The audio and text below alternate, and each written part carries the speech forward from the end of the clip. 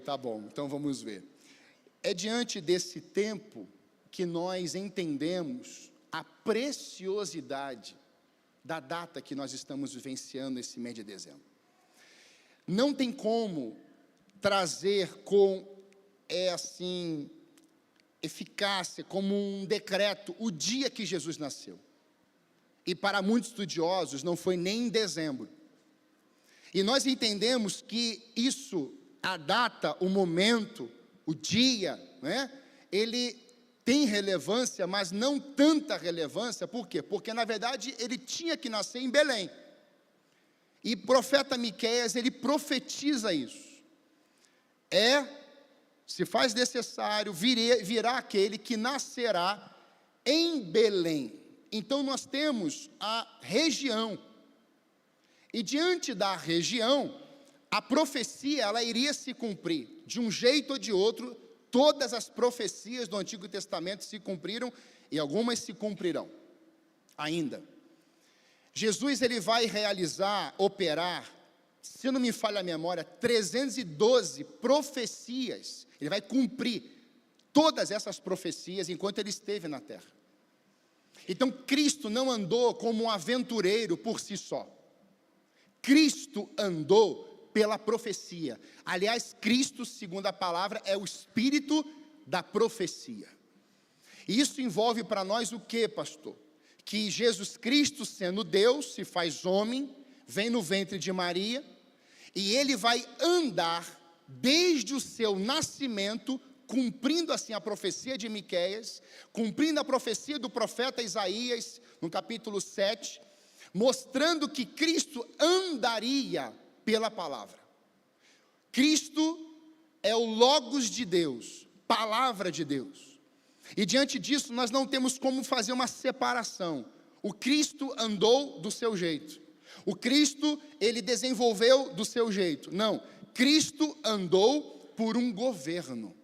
E esse governo estava sobre os seus ombros. E era a presença do Espírito Santo de Deus. Eu já fiz aqui, tenta colocar uma pomba, um pássaro no seu ombro, um papagaio, e anda rápido com ele. É impossível. Você vai andando devagar. Por quê? Porque o pássaro vai te orientar. Aliás, você não pode machucá-lo. Você não pode feri-lo. Eu não sei se você já brincou, colocando, né, às vezes uma colher, um ovo, e aí tinha que chegar do outro lado, né? Quantas pessoas saíam correndo, o ovo caía, apressado, nem cru comeu, né? Nem isso comeu.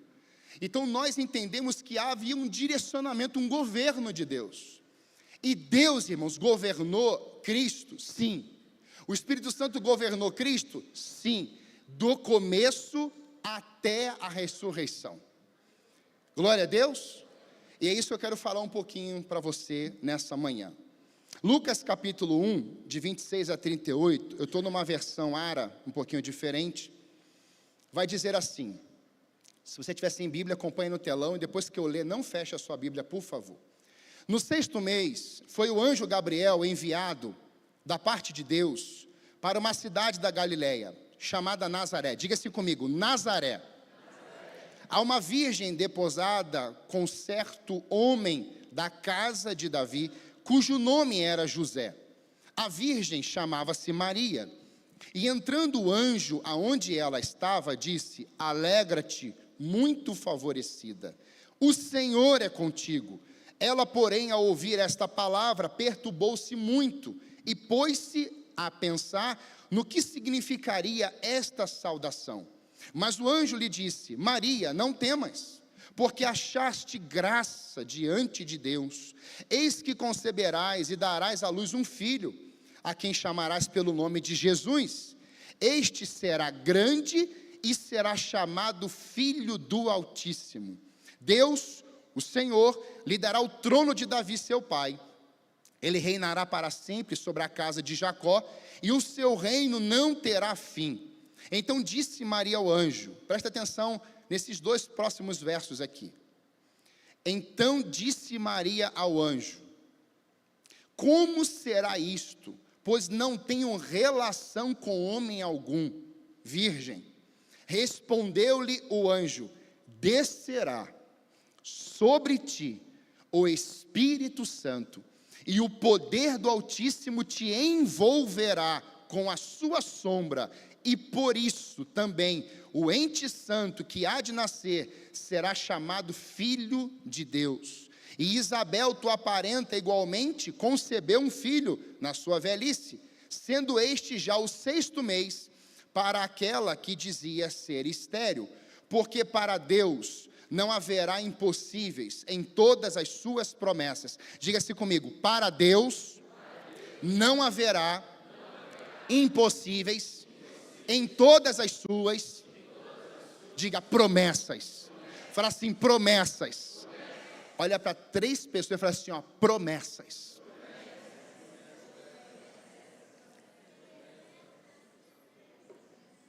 Então disse Maria: aqui. Olha assim, olha aqui para mim, fala assim, aponta o teu dedinho assim, ó, diga assim: aqui. É aqui, começa aqui dentro. Aqui está a serva do Senhor, que se cumpra, diga assim, em mim, conforme a tua palavra. E o anjo se ausentou. Quando é que o anjo se ausentou? Quando ela disse: que se cumpra em mim a tua palavra. Feche seus olhos. Pai, essa manhã eu quero que a tua palavra venha sobre nós. Não precisamos de anjos falando conosco, não precisamos de outras coisas, mas precisamos que a tua voz, que dá ordem aos anjos, que dá ordem às trevas, que dá ordem às vidas, que faz o morto ressuscitar, faz o cego enxergar, faz o ventre infrutífero se tornar frutífero. Deus, nós queremos ouvir essa voz. É a voz do Senhor, em nome de Jesus. Diga amém. Nós estamos diante de 2 nascimentos aqui, ou pré-nascimentos: João Batista e Jesus. João Batista vai ser o precursor de Jesus. João Batista vem antes, alguns meses antes, e ele é primo de Jesus, e ele vai anunciar a vinda do Messias. Então ele era a voz do que clamava no deserto, anunciando que Cristo viria. Então ele viria para trazer o quê? O remédio, o antídoto contra o pecado. Então João Batista, quando ele vai declarar: eis o Cordeiro de Deus que tira o pecado do mundo, ele estava apontando para aquele que iria resolver o maior problema da humanidade, que era o pecado. Então nós temos essas 2 forças aqui. A grande questão é, quando Deus manda o anjo Gabriel, e Gabriel, ele tem essa função de trazer recados importantes na terra. Nós percebemos claramente que quando o anjo vem e fala isso com Maria, é notório, é perceptível, como que eu vou ser mãe se eu sou virgem? Aliás, eu não sou nem casada ainda com José. Como é que eu vou ser mãe se não tenho um relacionamento íntimo com homem algum, obviamente com José?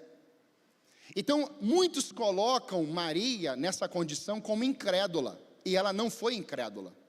Na verdade, existe a dúvida honesta e existe a dúvida desonesta.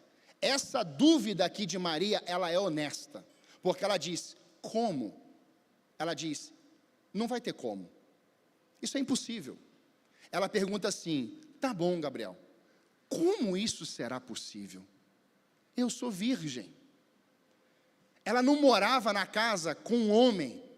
Ela era, alguns estudiosos colocam ali, uma adolescente para jovem.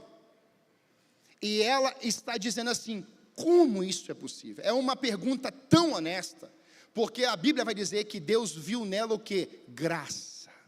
Deus viu nela uma mulher abençoada. Deus viu nela uma mulher humilde.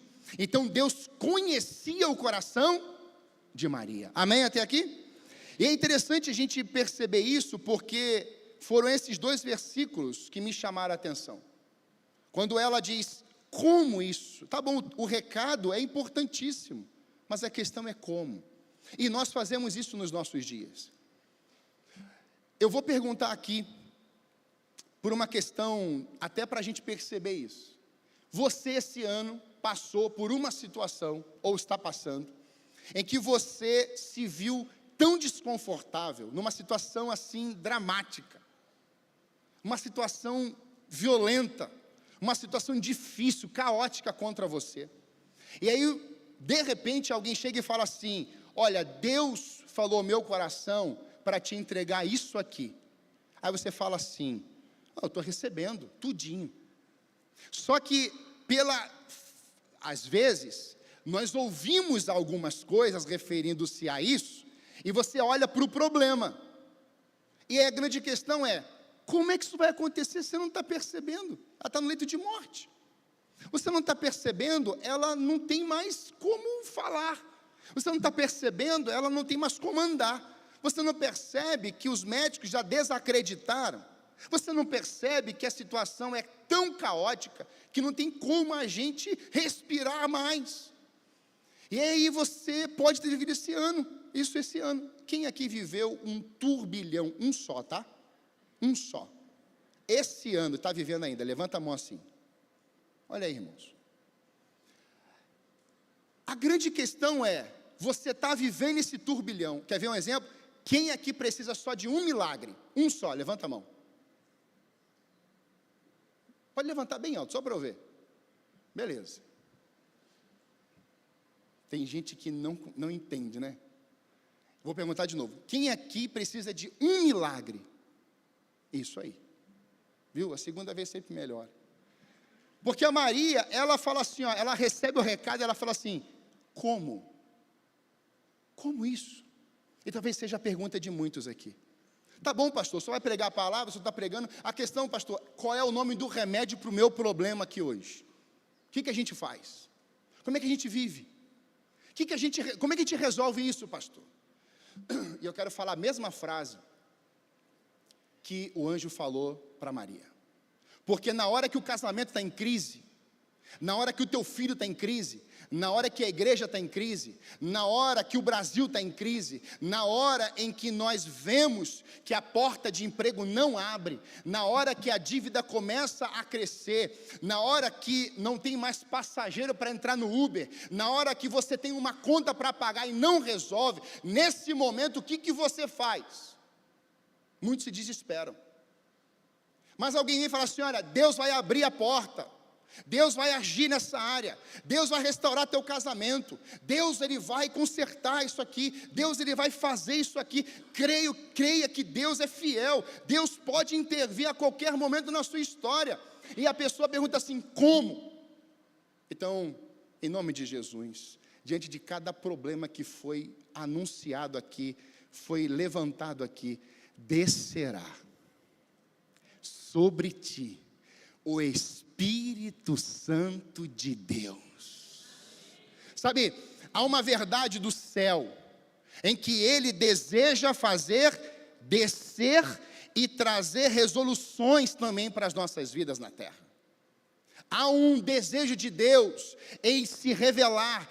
Eu aprendo, eu falava isso ontem também, muitas vezes, nós não conseguimos enfrentar problemas, porque não temos um entendimento correto de que cada tribulação ou problema é para o nosso amadurecimento.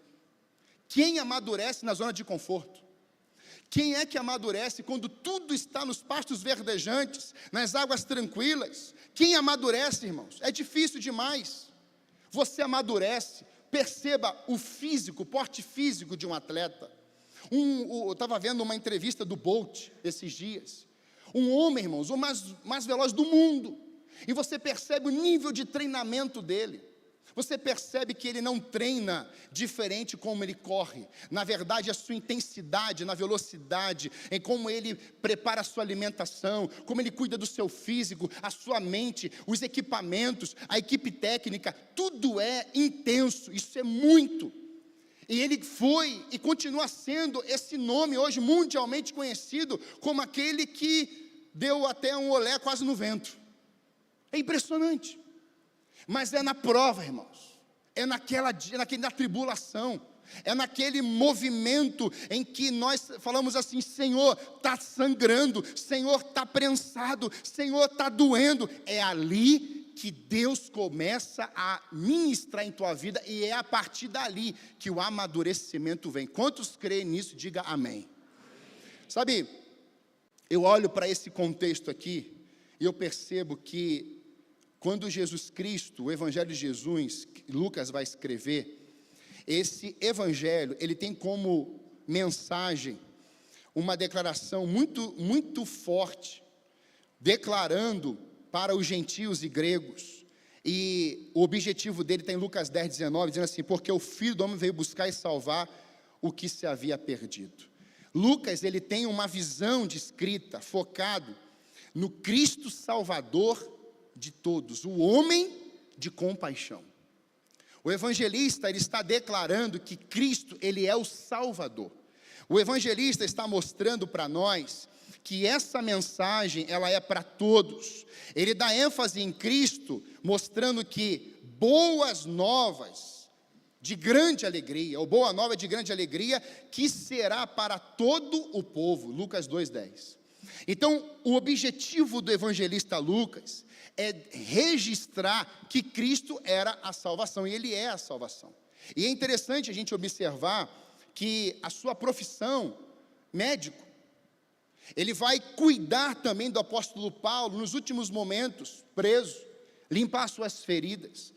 Lucas, ele vai detalhar, logo no início do seu ministério, ou da sua escrita, esses dois bebês que eu te falei. Ele vai escrever a Teófilo, que significa aquele que ama a Deus, e muitos trazem que era um oficial romano, que havia aceitado Jesus Cristo, e precisava ser fortalecido na fé. Ou seja, o evangelista Lucas, ele vai escrever tanto o evangelho de Lucas como Atos, e aqui ele aponta para Cristo. Em Atos ele vai apontar para o Espírito Santo de Deus. E por que eu estou te falando isso? Porque nós, muitas vezes, como vamos falar do amor de Cristo, nós não falamos com uma alegria. Você lê o Evangelho de Lucas, te encorajo a ler, você vê uma alegria de Lucas, ao falar do Messias, ao falar de Cristo. E você vai ler o livro de Atos, é impossível você ler o livro, eu já li o livro de Atos um dia inteiro. Irmãos, quando você acaba de ler, você sai saltando.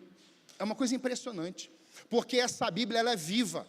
Essa Bíblia, ela é poderosa, ela vai te renovando, ela vai te enchendo, ela vai transformando o seu interior. E quando você lê essas passagens, você percebe que há um amor nas Escrituras, há uma devoção nela. Então Lucas, ele está declarando isso, mas ele também vai falar de José e de Maria.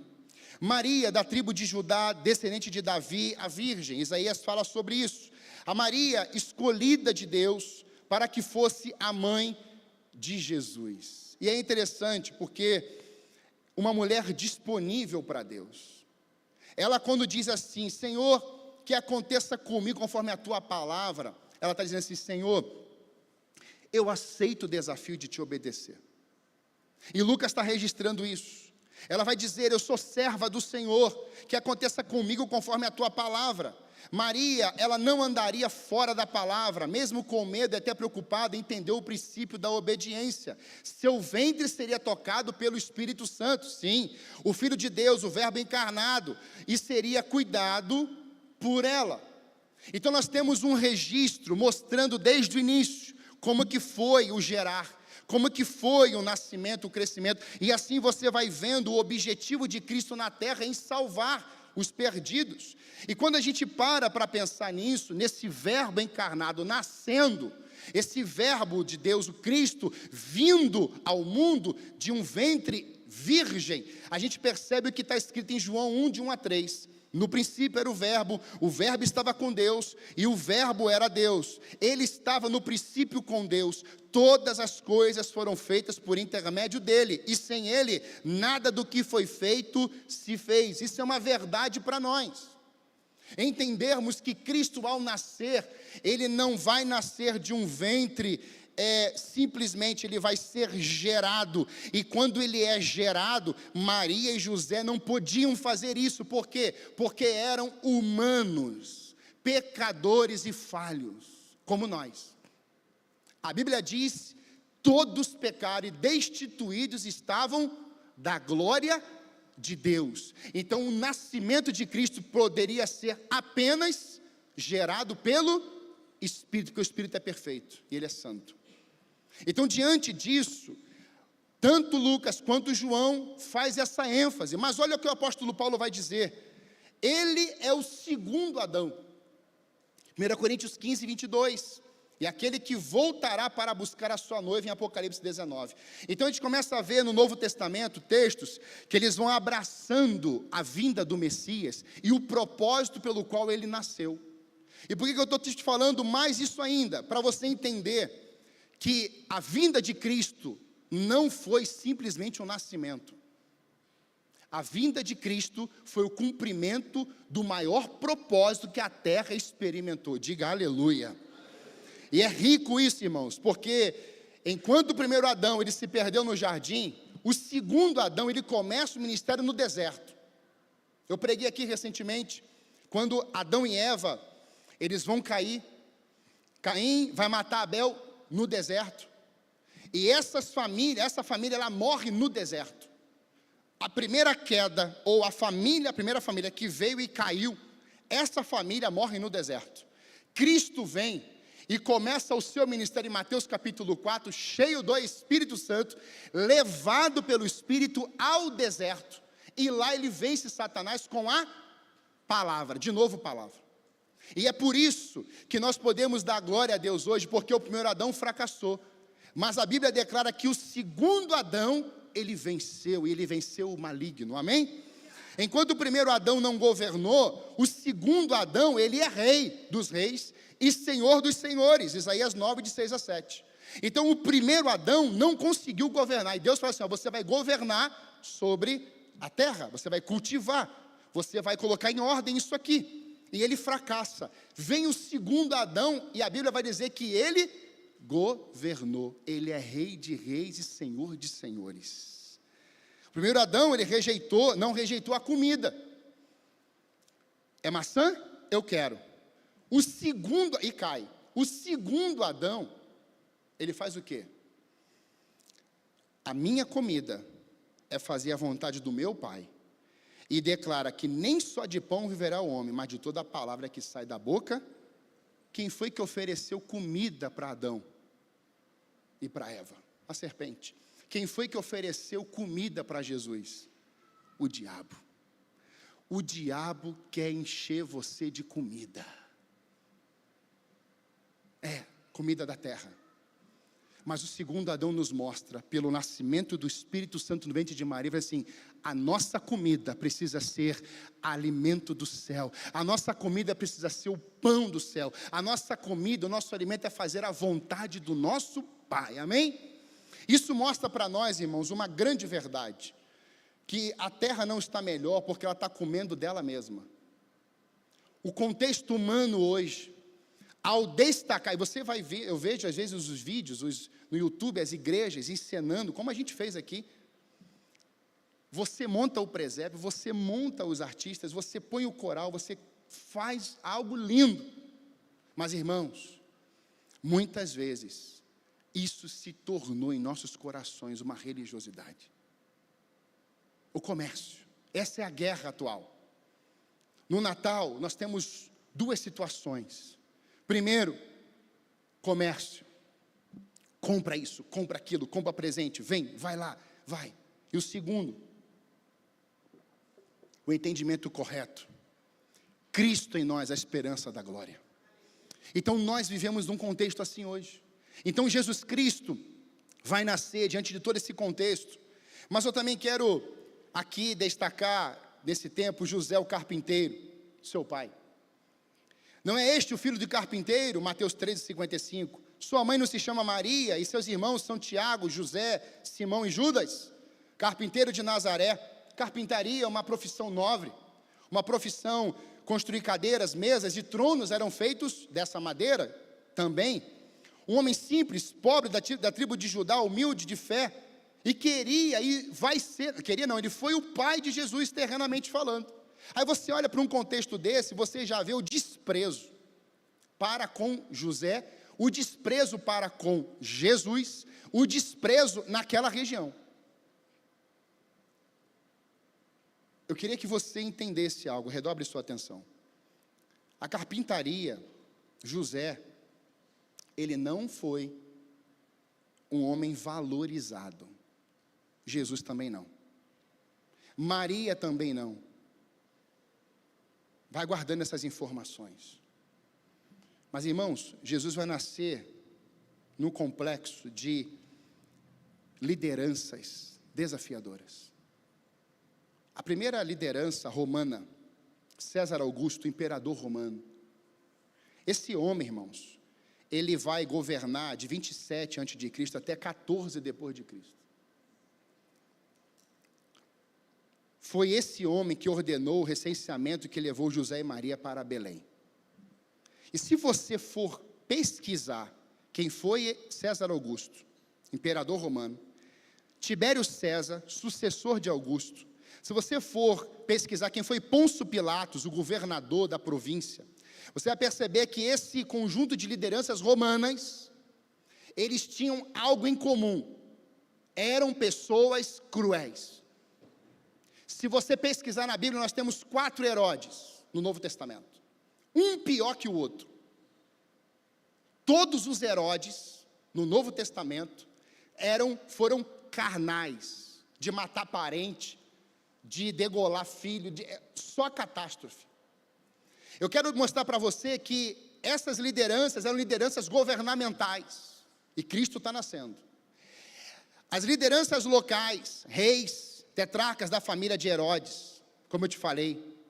Nós temos agora lideranças religiosas judaicas, mesmo contexto, nascimento de Jesus. O que tinha aqui? Saduceus, fariseus e sumo sacerdote. Saduceus e fariseus eram os principais partidos políticos da religião da época. Saduceus controlavam a maioria dos sacerdotes e o templo. Saduceus controlava a maioria dos sacerdotes, controle, e o templo. Enquanto os fariseus eram influentes, mestres da lei nas sinagogas. Ambos os grupos se opunham a Jesus e conspiravam para sua prisão e morte. Religioso agora. Mas olha o sumo sacerdote. Por lei, só podia ter um sumo sacerdote. Nesse tempo tem Anás e Caifás, parentes. Então a gente já percebe que isso tudo estava em desordem. Mas não para por aí. Você tem a desvalorização da cidade de Nazaré. Em uma conversa em Natanael com Felipe, Natanael diz: pode vir alguma coisa boa de Nazaré? Felipe encontrou Natanael e disse-lhe: achamos aquele de quem Moisés escreveu na lei, e a quem se referiram os profetas, Jesus o Nazareno, filho de José. Perguntou-lhe Natanael: de Nazaré pode sair alguma coisa boa? Felipe disse: vem e vê. Eu estou diante de contextos para você aqui, governamentais. Uma mulher virgem, contexto religioso. Eu estou trazendo para você contextos de uma cidade que ninguém acreditava nela, que era Nazaré. Não pode vir nada de bom de lá. Eu estou mostrando para você que o nascimento de Jesus, ele vai nascer numa estrebaria, seu corpinho, sua vida vai ser colocada numa manjedoura. E aqui nós temos um caos. E Cristo está nascendo. Amada igreja, nessa manhã aqui, em nome de Jesus, nada disso foi um impedimento para Jesus nascer. Nada, nem a virgindade de Maria. Nada, nem os governos políticos. Grave bem o que eu estou falando, igreja. Virgindade, pobreza, ambiente desconsiderado, inapropriado, governo religioso caído, queda, governo romano, destruição e morte, caos. Você pega tudo isso, igreja, Cristo nasceu mesmo assim.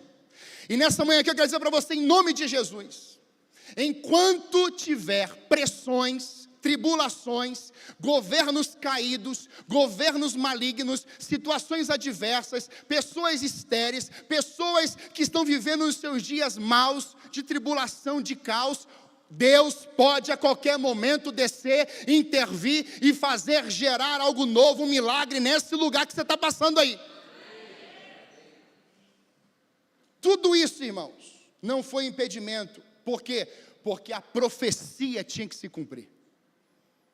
Qual é o nosso grande problema hoje como igreja?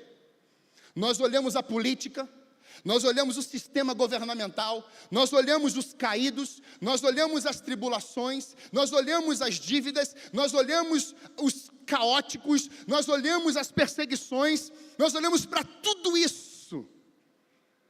Mas a gente se esquece que quando você fala de Jesus para alguém, e ele diz assim, eu recebo Jesus, Jesus nasceu dentro dele. Sabe o que o inferno tem feito na população mundial? Na história, desviar do curso do segundo Adão para o primeiro. O diabo está conseguindo fazer isso nas igrejas. Tirar a visão do Cristo, que resolveu o problema, e resolve, e focar no primeiro, queda. E hoje eu estou aqui para te falar nessa manhã, que a gente precisa também aprender coisas com Maria. Porque Maria teve virtudes que muitos hoje estão negligenciando. Primeira, Maria chamou a atenção de Deus, não por sua posição, mas pela essência de quem ela era, mesmo vivendo em um lugar de desprezo. Presta atenção nisso. Depois de todo esse contexto que eu te dei, Deus acha Maria. Isso estava no céu, isso estava em Miqueias, vai nascer. Isso estava em Isaías, vai nascer. A questão era quando, e ele veio. Maria, ela vai chamar a atenção de Deus, não porque ela estava como a rainha Maria. A Maria vai chamar a atenção de Deus, não porque ela estava num palácio. A Maria não chamou a atenção de Deus, porque a Maria tinha recursos, boa fala, ela conseguia dominar as populações. A Maria, ela chamou a atenção de Deus pela essência de quem ela era, mesmo vivendo em um lugar de desprezo. Sabe o que Maria fez? Ela captou a atenção de Deus no lugar onde se encontrava e pela essência que ela carregava. Maria não era uma mulher, não foi uma mulher da elite, metrópole, grandes cidades, negócios. Maria foi simples, uma mulher noiva. E Deus vai separar Maria para ser um instrumento e impactar o mundo inteiro. Deus não depende dos nossos cenários, igreja. Deus deseja apenas cumprir em nós o seu propósito. Qual é, ou qual foi o lugar que você nasceu?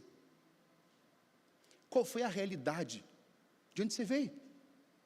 Qual é o ambiente que você foi desenvolvido pelos pais, por um parente, ou colocado em um orfanato? Conversava hoje com um jovem, pastor, eu fui adotado, eu sou adotivo. O que fizeram com você lá? Do que chamaram você na sua infância? Eu era conhecido na escola como o filho do ladrão. Meu pai sempre foi pastor. Você imagina, você, na fase de 10, 11, 12, até os 15 anos, as pessoas olham para você na escola e falam assim, aquele lá é o filho do ladrão. O que você diria? Não responda. Nem pense. Deus pode fazer muito mais do que pedimos ou imaginamos, porque seus planos são perfeitos e os seus pensamentos são mais elevados. Uma frase para você guardar no seu coração: não limite o poder de Deus. Para Deus não há nada impossível. Ele é o mesmo ontem, hoje e eternamente. Amém? É por isso que Ele pode alcançar você e pode alcançar você aqui hoje. Descerá sobre ti o Espírito Santo. Descerá sobre ti o Espírito Santo. Como, pastor? Como que Ele vai me ver hoje? Descerá nesse culto o Espírito Santo de Deus. Pastor, como é que eu vou ver mudanças na minha vida? Descerá sobre ti o Espírito Santo. Deus localizou Maria. Por que você acha que Deus não pode te localizar? Deus localizou Davi. Deus localizou Moisés. Deus localizou o João. Deus localizou o Pedro, Deus localizou o Mateus. o Simão, Deus localizou o Judas.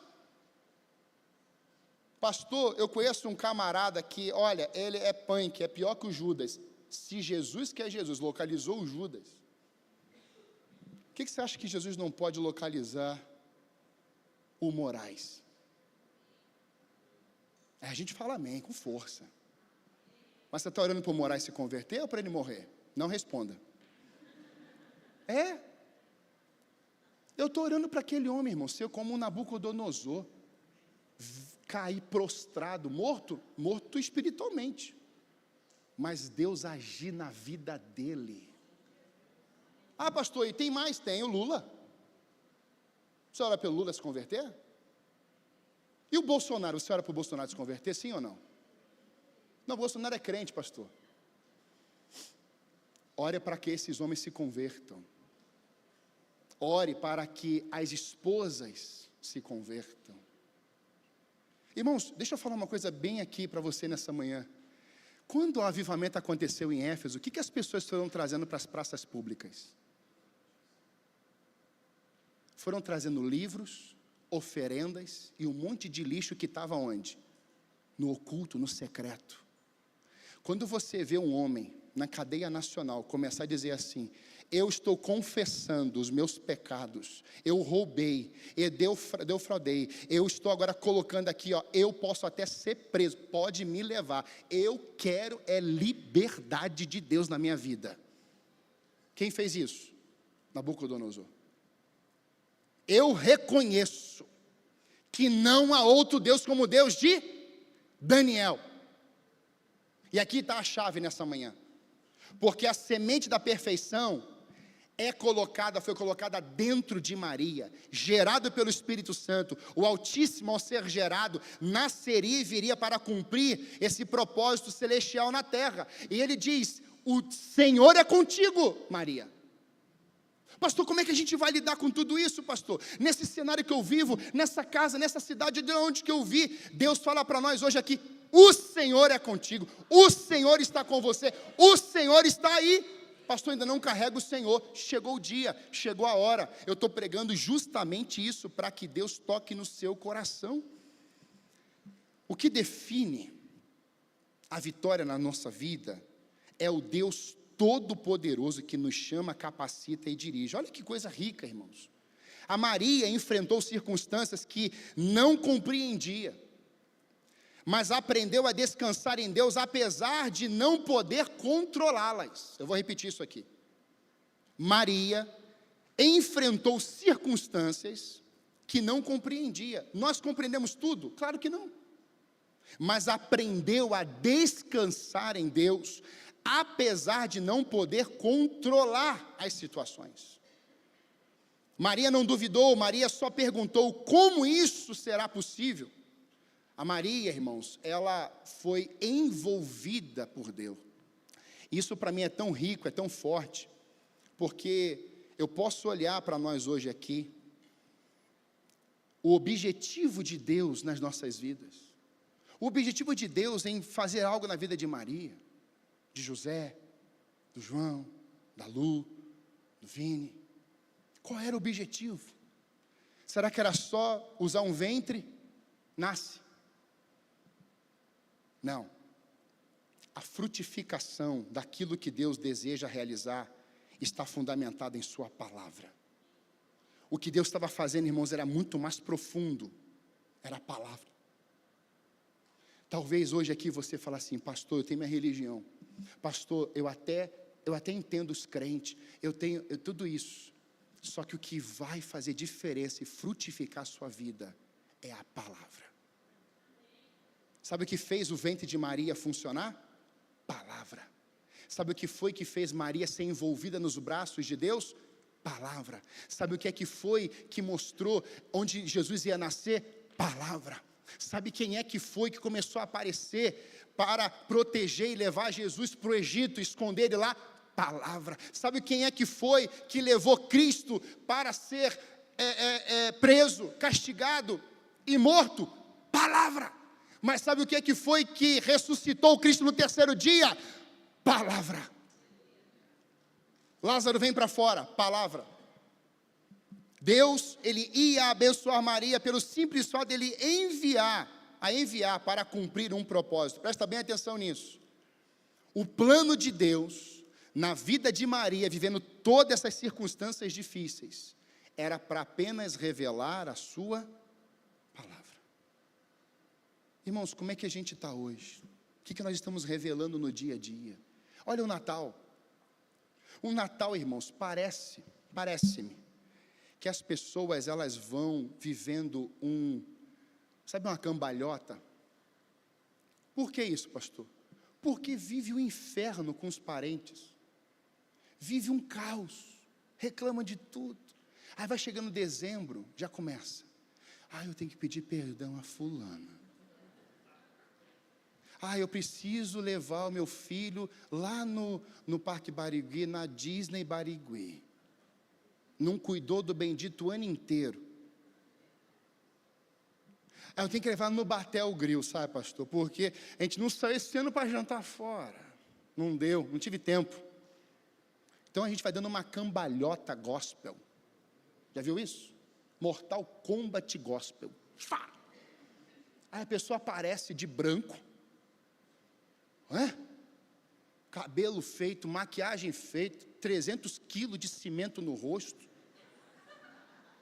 e vai andando, não consegue nem andar direito, tamanha quantidade de cimento, de roupa, né? Os homens vão para a academia, quer ficar maromba do dia para a noite, e já está no 3º dia da academia, e fala assim, ressuscita João, ressuscita João, ressuscita. Nós somos assim, irmãos, somos assim. E a grande questão é, como Deus nos vê? Como é que Deus nos vê? Porque Deus escolheu Maria por causa de quê? Porque ela tinha todas essas qualidades físicas, dinheiro? Não, Ele viu algo diferente nela. Eu tenho amigos católicos, Ariovaldo e a Jussara são os donos do Pastel de Vento. Há 2, 3 domingos atrás, peguei minha família, fazia tempo que eu não fui lá, eu fui lá. E o Ariovaldo, ele teve um tumor no pulmão, 11 centímetros. Eu orei com ele antes de operar, mandei mensagens, estávamos cuidando. Eu estava com saudade dele. Quando eu cheguei, ele estava cozinhando, pálido. E eu não gosto de incomodar, né? Vou lá, chama ele lá, não, sentei lá com a minha família. Ele me viu, acho que alguém dedurou. Ele pegou a cadeira e sentou na nossa mesa. Eu estou olhando para ele assim, eu falei assim, meu Deus, esse homem está vivo. Ele começou a falar e começou a chorar. Agora presta atenção, tribulação, pressão, que eu estou falando, momentos caóticos. Ele falou assim, pastor João, ele me chama agora de pastor João, sem eu pedir, sem falar nada. Pastor João, eu entendi agora, quando alguém tem câncer.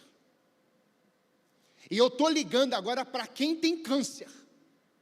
Eu estava no hospital e eu perguntava assim, você tem câncer? Tenho. Eu vou orar por você. Quem está entendendo isso aqui? Eu vou orar por você. Ia para outra, o que você tem de doença? Futuro irmão, Ariovaldo. Está pegando? E aí o Ariovaldo está chegando na rua, ele pergunta assim, você tem câncer? Ele falou assim, pastor, eu estou perguntando, e ele descobriu que uma irmã aqui da igreja, que operou recentemente, aqui a parte da boca, teve o mesmo problema. Ele sabe, conhece o esposo dela, ligou para ela, mandou mensagem para ela. Deixa eu te falar uma coisa, foi a palavra. Não foi o pastor, não foi você, não foi o dinheiro que entrou lá no pastel de vento, não. Quem chegava lá, falava a palavra. E naquele dia, naquela noite, a gente conversou, eu parei ali, orei por ele, ele começou a chorar. E naquela noite, irmãos, eu estava vendo um casal de missionários na Ásia, com outro missionário africano, comendo lá. E aí eu estou ali, orando com ele, abençoando a vida dele, e quando eu acabo de orar, vem assim, ó, pague a conta daqueles missionários. Eu falei assim, até agora foi de Deus.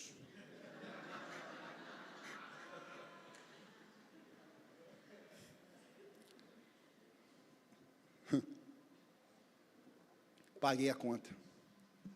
Paguei a conta e saí correndo. Falei, não fala nada. Fui embora. Quando eu cheguei em casa, o missionário liga. Pastor, o senhor pagou minha conta. Falei, pois é.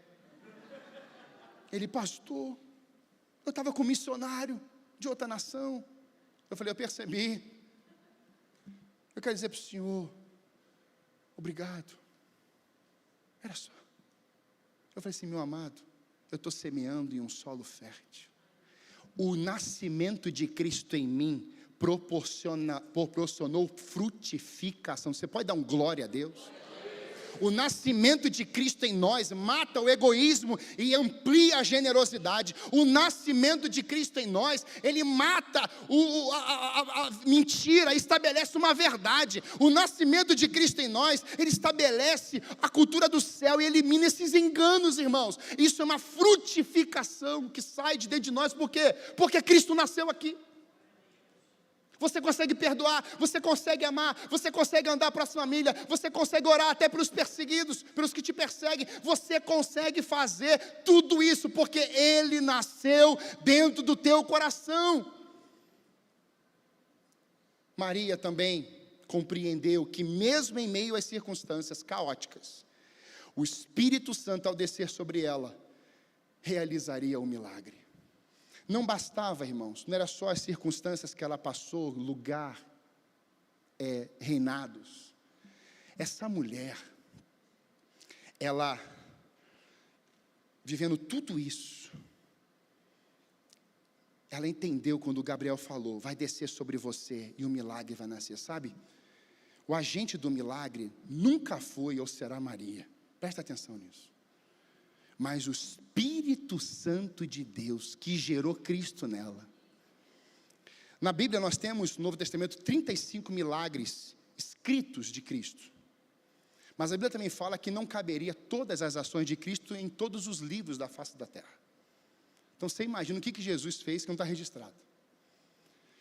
E quando eu olho para isso, eu entendo que Maria não quis perder o verdadeiro sentido do Natal. Quando Jesus nasce dentro de um coração. E quando eu estava preparando essa palavra, nesse momento aqui, mesmo diante das circunstâncias dela, o Espírito desceu e realizou um milagre, eu lembrei de uma jovem, ela é uma jovem senhora. Essa menina, essa moça, ela foi bombardeada, ela apanhava, ela era castigada pela mãe dela. Ela apanhava sem ela imaginar. Sabe quando você está apanhando, não sabe por quê? Aqui nunca aconteceu isso com ninguém, né? Só com outras pessoas. Você está apanhando, por que eu estou apanhando? Não sei. Ela apanhava todo dia. A mãe dela amarrava ela na cadeira e batia nela e jogava água. Pensa uma coisa assim, desastrosa, caótica. Bem, não se compara a Maria, obviamente. Mas o sistema que estava ao redor era muito pior. Era um sistema muito maligno. Aí essa jovem, ela vai a um culto e ela ouve sobre perdão. E ela falou assim, e ela entendendo, como Maria foi recebida no seu coração, ela foi entendendo assim, Senhor, como é que eu perdoo uma pessoa que me bateu todo dia? Senhor, como é que eu saio da minha casa hoje, eu vou até lá onde ela mora, e eu falo assim, mãe, eu te libero perdão. Mãe, eu quero que a nosso passado seja apagado.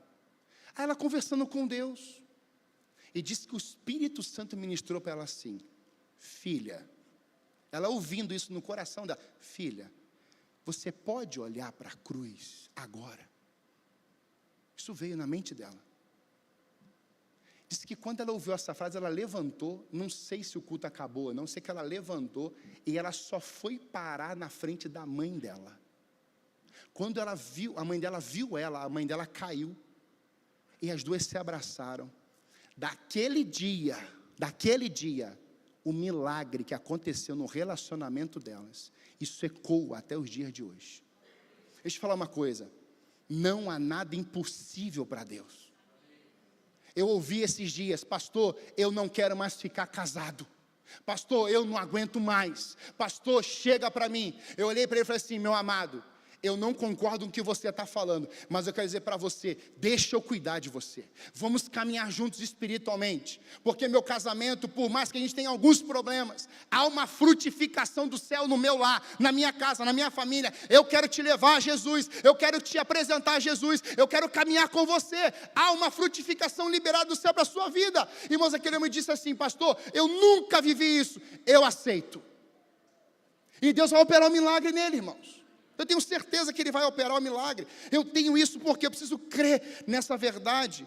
Por isso, irmãos, quando o Espírito Santo, Ele desce sobre nós, Ele desceu sobre Maria, o plano dele era capacitar, fazer aquilo que ninguém poderia fazer, mesmo que ela não viesse a entender.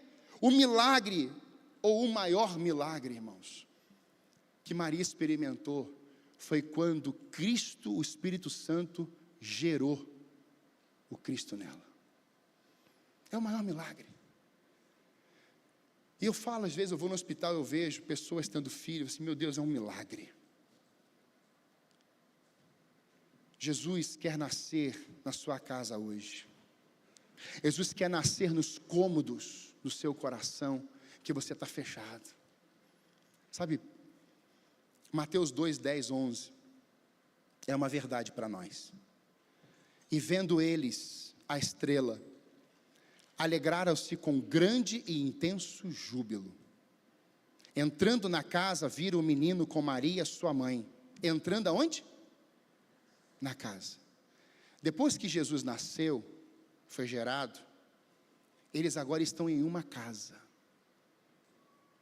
Prostrando-se, o adoraram. E abrindo os seus tesouros, entregaram suas ofertas, ouro, incenso e mirra. Quem adorou Jesus naquele lugar? Todos. Todos que estavam ali. A Bíblia diz que os céus se abriram. Aquele cortejo, tudo aquilo que está no céu parou para ver. Nós temos aquelas vidas, a família de Jesus. Nós temos agora pessoas chegando até aquele ambiente. E aquele lugar a uma casa. O nascimento de Jesus no ventre de Maria proporcionou algo dentro de uma casa. E eu quero te falar isso. Essa palavra casa, oikos, no grego, é lar, família, habitação. O menino estava na casa e ele habitou, fez morada, fez ali um lar, e ali houve adoração. O nascimento de Cristo em Maria, diante de um momento todo caótico, fez com que Maria recebesse essa vida, esse poder de Deus. Ela vê que é um milagre, e a partir de agora, dentro dela, esse milagre, que agora é visível, está numa casa. Cristo está onde hoje, irmãos?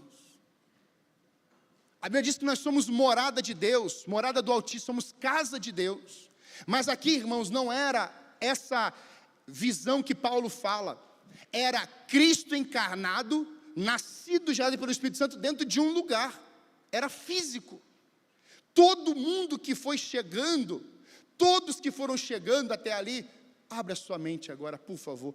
As pessoas, ao olharem para Ele, se prostraram e adoraram.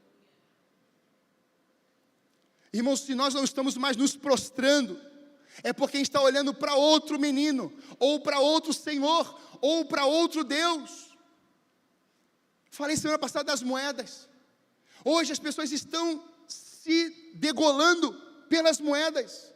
Mas eu quero puxar o histórico de Maria, mulher simples, humilde, uma mulher quebrantada, uma mulher que carregava uma essência que Deus permite, autoriza o Espírito Santo gerar na vida dessa mulher. Esse Cristo vai nascer numa estrebaria com animais, com bichos, com aquele coxo lá, que era um lugar para alimentar os animais, e foi ali retirado esse capim, retirado esses alimentos, colocado Cristo na manjedoura, e quem chegava lá, naquele ambiente caótico, naquele ambiente improvável, naquele ambiente difícil, naquele ambiente inapropriado, para criar uma criança, naquele dia, naquele lugar, olharam lá e viram Cristo numa casa. A sua casa pode ser de madeira, sua casa não precisa ter teto de parede, mas se Cristo estiver lá, o céu vai estar. Haverá uma adoração, um júbilo. Sua faculdade pode ser a faculdade mais carnal, onde os professores são os mais difíceis, desafiadores. Se você permitir que Cristo venha nascer em você, aquela faculdade muda de nome. Aquela faculdade muda de nome. Quem oferta a sua casa a Jesus vai contemplar milagres. E eu fecho. A Maria entendeu que a direção para a sua vida, ela vinha da palavra. Sabe, quando o Espírito Santo desceu, ela tinha medo. E quando há medo, na hora que o Espírito desce, ele arranca o medo e ele coloca a paz. A Maria não entendia algumas coisas, mas quando o Espírito desceu, isso foi saindo dela, e ela passou a guardar a palavra dentro dela. Pastor, por que Maria hoje é tão idolatrada? A Maria é idolatrada porque se coloca um efeito sobre Maria, e se você fosse ver e ouvir Maria, ela estivesse viva aqui hoje, ela diria assim: Ele é o Senhor. João capítulo 2, transformando água em vinho, a Maria disse assim: façam tudo o que Ele mandar. A Maria foi uma mulher honrosa, respeitada, uma mulher admirável, agraciada, bendito fruto dentro dela. Mas a Maria adorou Jesus. Deixa eu falar uma coisa, estou pregando esse sermão hoje, porque ao redor da nossa igreja, em Santa Felicidade, e os 12 bairros que estão aqui em volta, são considerados os bairros mais idólatras de Curitiba. Só que eu quero te falar uma coisa mais séria ainda. Como povo de Deus, nós também temos nossas idolatrias. Nós precisamos entender que era ambiente político governamental, era ambiente religioso, tinha coisa errada no ambiente religioso. E hoje, Jesus precisa ser levantado novamente nas nossas casas, com ou sem estrutura. Jesus precisa ser levantado de novo nos templos.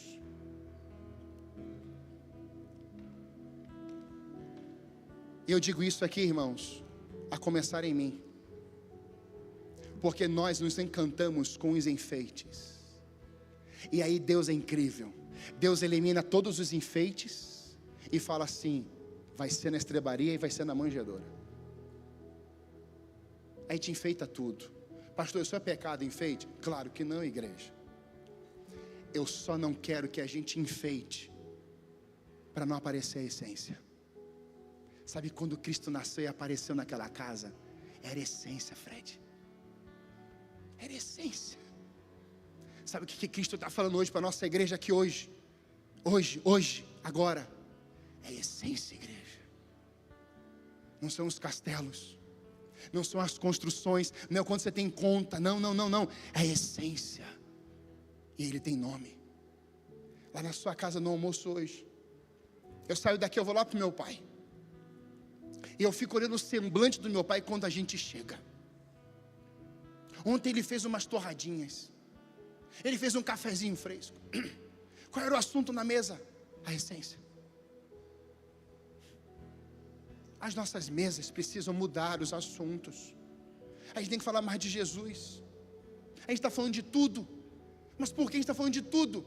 Porque a gente colocou muitas coisas na frente, e Deus está assim: eu estou aqui. Oikos, eu quero nascer aí. É a casa, é o coração. Você quer ofertar sua casa hoje a Jesus, ainda esse ano? Fique de pé no seu lugar, por favor, eu quero. Pastor, minha casa já é de Jesus.